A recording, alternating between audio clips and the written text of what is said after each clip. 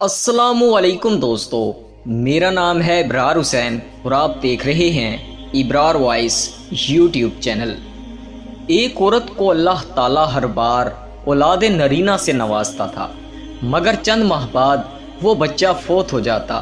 लेकिन वो औरत हर बार सब्र करती और अल्लाह की हिकमत से राज़ी रहती थी। मगर उसके सब्र का इम्तिहान तवील होता गया और इसी तरह एक के बाद एक उस औरत के 20 बच्चे फौत हुए।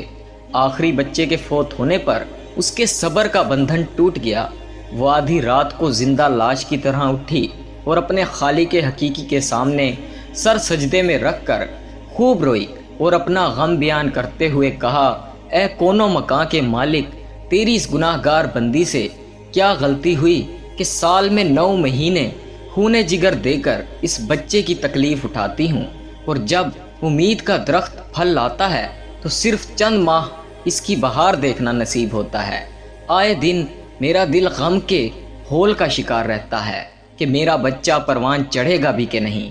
ए दुखी दिलों के भेद जानने वाले, मुझ बेनवा पर अपना लुत्फ़ करम फरमा दे। रोते रोते उसको नींद आ गई।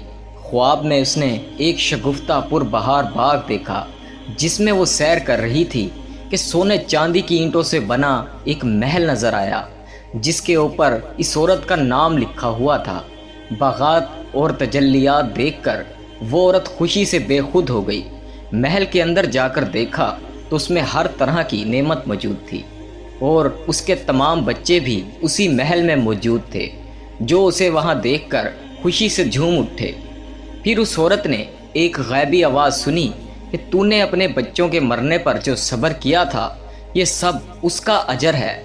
खुशी की इस लहर से उसकी आँख खुल गई।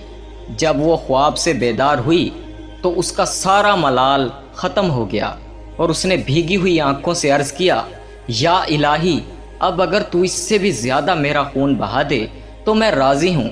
अब अगर तू सैकड़ों साल भी मुझे इसी तरह रखे तो मुझे कोई गम नहीं। ये इनामात तो मेरे सब्र से कहीं ज़्यादा हैं। प्यारे दोस्तों, बेशक इंसान को हर हाल में सब्र का दामन थामे रखना चाहिए, क्योंकि यही चीज़ इंसान को अल्लाह के करीब करती है।